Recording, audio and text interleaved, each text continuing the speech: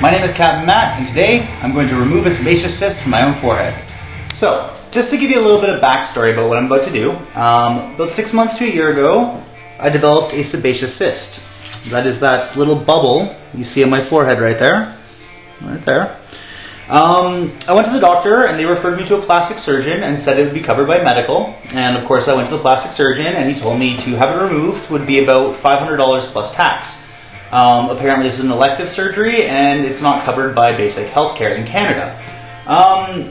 I find paying $500 to have a cyst removed from your forehead completely unacceptable. And as I'm a body mod artist and scalpels and sutures are nothing foreign to me, I believe I'm going to take it out myself.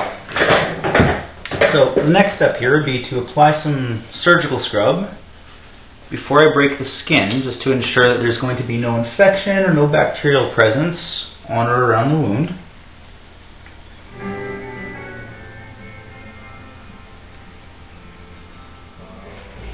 Okay, so there are basically two methods to removing a sebaceous cyst. One is you cut right over it, and you separate and then basically pop it right out. The preferred method for less scarring is to make an incision, squeeze everything out, which could get pretty gnarly, open it, and then pull the wall out from the inside. That's what I'm going to be attempting today.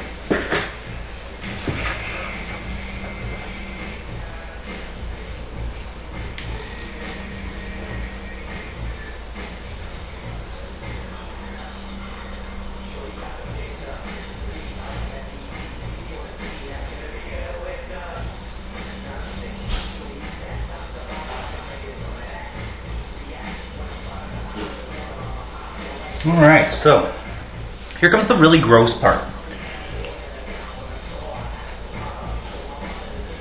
This is the inside of a sebaceous cyst.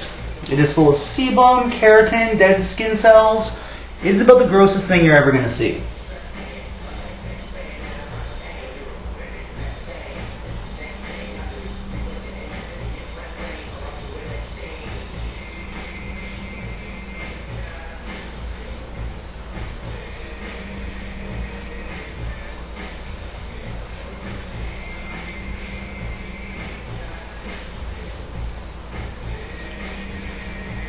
Voila, that is the most of what's inside my cyst right there. It's mostly sebum just from the looks of it. Most people in the body piercing industry, or if you've been pierced or stretched your ears much, this substance is essentially the same stuff as ear cheese. There we go.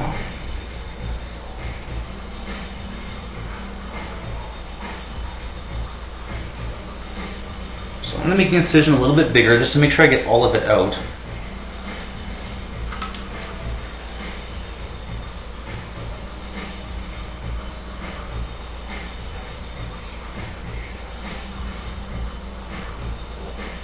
There we go.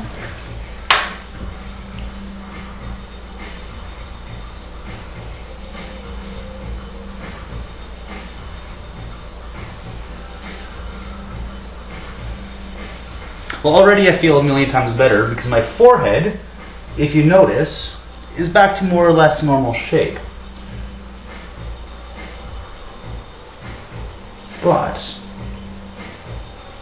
no, still some more lymph. So we're going to keep squeezing, getting all the crap out of there.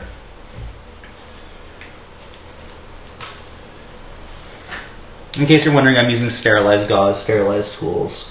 Everything's been run through an autoclave before I use it. The last thing you want is infection in something like this, especially in your head. Okay, so now comes the tricky part. What I'm going to try to do now is get the cyst wall out through the little slit I made. Let's go a little bit larger with the incision here. Go big or go home.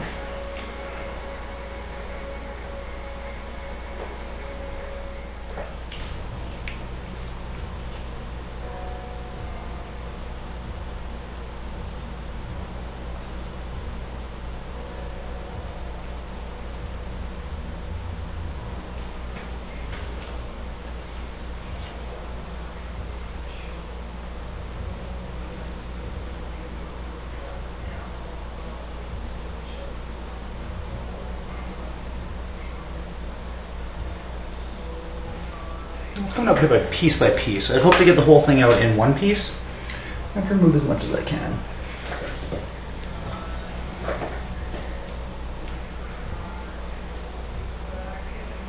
It is kind of a trip sticking Kelly's under your skin though, I gotta give you that.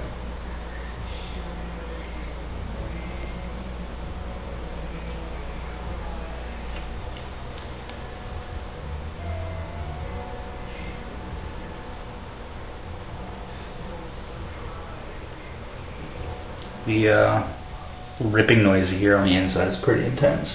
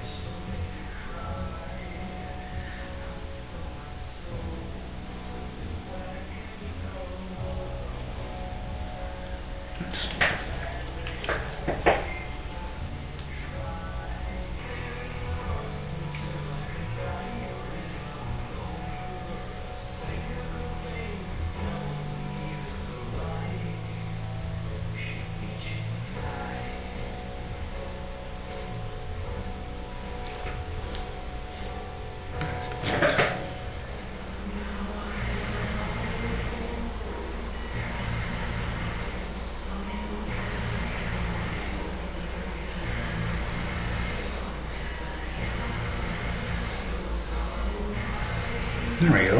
Nice big chunk of cyst wall.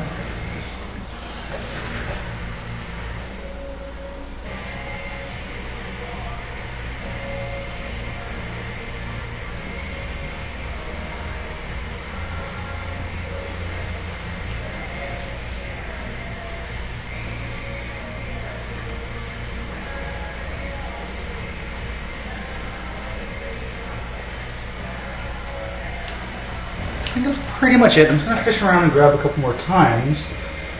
I think essentially I've got it all. So, as you can see right there, I managed to get that entire cyst out with a very small wound, all things considered. So, one more stitch. And just so that you can see, the culprit would be this little guy right here. I don't know how well you'll be able to see it. Low-res camera. What that is that would be the sebaceous gland that got backed up attached to a hair follicle right there. So that little guy right there would have been the culprit of all this gross crap you see on my tray, but at least now I have a flat forehead. And of course, one last shot of the finished product. I'll probably bruise a little bit, but there's a suture on there, and looks like it should heal well.